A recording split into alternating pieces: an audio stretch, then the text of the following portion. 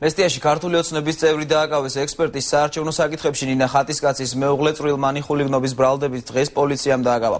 ხატისკაცი მეუღლის დაპატიმრებას პოლიტიკურ დევნად აფასებს. მესტიის მოსახლეობამ კახა ჟორჟოლიანის დააკავება გააპროტესტა და პოლიციის ესკორტს გზა გადაუკეტა. მესტიელები მას შემდეგ დაიშალნენ, რაც მეუფე ილარიონმა სიმშვიდისკენ მოუწოდა. მესტიაში მას შემდეგ დაიძაბა ვითარება, რაც პოლიციამ დაკავებული კახა ჟორჟოლიანის ზუგდიდში გადაყვანა გადაწყვიტა. მესტიის მოსახლეობამ გზა გადაკეტა და პოლიციის ესკორტს არ უშვებდა. ნანა ხატისკაცის მეუღლე დღეს დილით მესტიაში დააკავეს. ჟორჟოლიანის დაკავება CSKO-ს წარმომადგენლის არჩილ სოფრომაძის საჩივრის საფუძველზე მოხდა. ჟორჟოლიანს ბრალი წვრილმანი ხულიგნობის მუხლით აქვს აყენებული, რაც 90 დღიან თავისუფლების აღკვეთას ან 100 ლარიან ჯარიმას ითვალისწინებს. დაკავებული არის 166 მუხლით, ადმინისტრაციულ სამართალდაბმავთა კოდექსის 166 მუხლით, რაც ხულიგნობას გულისხმობს, როგორც მოხდა დაძარალებულის განცხადებით მომართვის საფუძველზე, სადაც აღნიშნულია, რომ მას მიაყენეს სიტყვიერი შეურაცხყოფა და ეს რამდენჯერმე გამეორდა და გარკვეულ მხარეს ჰქონდა ადგილი. ძალიან უცნაური წერილი შემოვიდა CSKO-ში, რომ 21 კვადრატულ მეტრზე იყო განლაგებული 200 კაციანი დანაყოფი. სწორედ ეს გააპროტესტა ქართულმა ოცნებამ და მათ შორის კახა იყო წარმომადგენელი ქართული ოცნების წარმომადგენელი CSKO-ში. ცენტრალურმა საარჩევნო კომისიამ სამართლიანად გააუქმა ეს სპეცუბანი და სწორედ ამაზე მოხდა სოფრომაძესთან შელაპარაკება. ეს იყო სიტყვიერი შელაპარაკება, იქ ფიზიკურ თქვათ რაღაც დაპირისპირებას ადგილი არ ქონია. ხატისკაცი 17 სექტემბერს ჟორჟოლიანსა და სოფრომაძის შორის შელაპარაკებას არ უარყოფს. შელაპარაკების მიზეზი მესტიაში ლაგარის ტერიტორიაზე სამხედროებისთვის სპეცუბნის გახსნის გადაწყვეტილება იყო, სადაც არჩევნებში მონაწილეობა სამხედრო ჯარების ქვეით ბრიგადას უნდა მიეღო. ჟორჟოლიანმა გადაწყვეტილება CSKO-ში გააპროტესტა. ცენტრალურმა საარჩევნო კომისიამ კი საჩივარი დააკმაყოფილა. ეს არის პოლიტიკური ნიშნით დევნა, იმიტომ რომ რეალურად ამ წინა საარჩევნო პერიოდში ასეთ მნიშვნელოვან მომენტში არჩევნებამდე ერთი კვირით ადრე, როდესაც ხდება ამ მოტივით, აი ამგვარი მოტივით, ერთ-ერთი ყველაზე თქვათ აქტიურად ჩაბმული თქვათ ქართული ოცნების აქტივისტის დაკავება და ჩემი ინფორმაციით ეს ერთადერთი არ არის, სხვა ოლქებშიც დაახლოებით მსგავსი რამ ხდება. ეს არის მიზანმიმართულად ხელის შეშლა საქმიანობაში წინა საარჩევნო პერიოდში. ხატისკაცი მისი მეუღლის დაკავებას წინა საარჩევნო პერიოდსა და მის პოლიტიკურ აქტიურობას უკავშირებს. ჟორჟოლიანის მეუღლე მომხდართან დაკავშირებით არასამთავრობო სექტორს მიმართავს.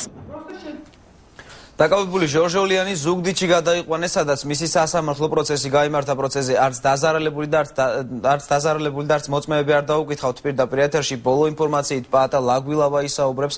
პაატა, რას აცხადებენ ადვოკატები?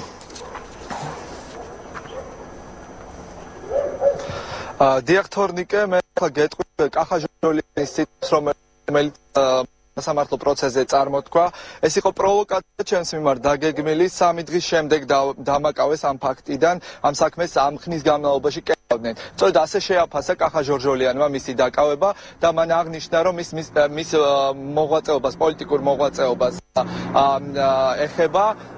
დღევანდელი სასამართლო პროცესი 3 საათის განმავლობაში მიმდინარეობდა ზუგდიდის რაიონულ სასამართლოში. რამდენიმე საინტერესო დეტალი იყო ამ პროცესზე. კერძოდ დაცვის ხარის არც ერთი შუამდგომობა არ დაკმაყოფილებულა. მათ ჰქონდა შუამდგომობა, რომ დაკითხულიყო მოწმეები, ვინც უშუალოდ ესწრებოდნენ ამ ფაქტს, რომელიც საოლქო კომისია მოხდა მესტიის, ასევე ისინი ითხოვდნენ, რომ დაზარალებული დაკითხულიყო და ასევე გამოქვეყნებულიყო ის ოქმი, რომელიც 20 სექტემბერს ჩაიწერა საოლქო კომისიაში მესტიის, თუმცა მომართლეს არც ერთი შუამდგომლობა არ დაუკმაყოფილებია და ის გადაწყვეტილების მიღების დროს მხოლოდ დაეყრდნო პოლიციელის მიერ მოწოდებულ ინფორმაციას და კახა ჟორჟოლიანს დღეს 40 დღით თავისუფლების აღკვეთა მიუღაჯა. რა ხდებოდა იმ დღეს, როდესაც ეს ფაქტი მოხდა, სწორედ ამაზე ყვებიან ჩვენი რესპონდენტები და ისინი ამბობენ, რომ მსგავს ფაქტს, რაც ვინმე არჩილ სოფრომაძე ამბობს, არ მომხდარა. ჩვენ ახლა შესაძლებლობა გვაქვს პირდაპირ ეთერში მოვისმინოთ სწორედ იმ ადამიანების კომენტარები, ვინც უშუალოდ 20 სექტემბერს ესწრებოდნენ საოლქო კომისიის ხდომას მესტიაში.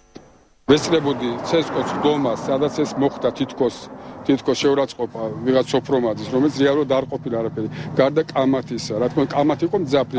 ეს იყო ჩვეულებრივი საარჩევნო კოდექსით, უმტკიცებდით, რომ მათ არ ჰქონდათ უფლება, რომ გაეხსნათ საარჩევნო ახალი უბანი.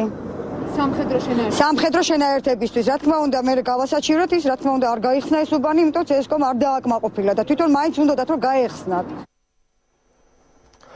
ჩვენ დღესვე ჩავწერეთ ჟორჟოლიანი ის ციხის კარებთან მოახერხეთ მისი ჩაწერა და ის ამბობს, რომ მხოლოდ იმიტომ მოხდა მისი დაჭერა, რომ პოლიტიკურად განეიტრალებული ყოფილიყო და არ მიისცემოდა მესტიას მისი სწორი არჩევანის გაკეთების საშუალება, კონკრეტულად იმ ხმების დაცვის უფლება, რა ხმებსაც ადამიანები მისცემდნენ კოალიცია ქართულ ოცნებას. ჩვენ ახლა შეგვიძლია მისი ადვოკატის და თავად ჟორჟოლიანის კომენტარები მოვისმინოთ, რომლებიც რამოდენიმე წუთის წინ ჩავწერეთ ზუგდიდის რაიონულ სასამართლოსთან.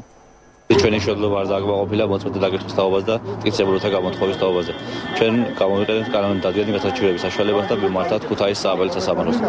მიგვაჩნია გადაწყვეტილებიდან გაუქმდეს და არის უკანონო. მას ბრალი ედება წვიმიან ხულიგნობაში არასწორ საქმეში მტკიცებულებას დაადასტურებს ჩემი მარწმუნებლის მიერ საქართველოს ადმინისტრაციული სამართალთა კოდექსის 166 მუქი გათვალისწინებული ქმედების ჩადენის შემადგენლობას. ბატონო კახა, რას უკავშირებთ?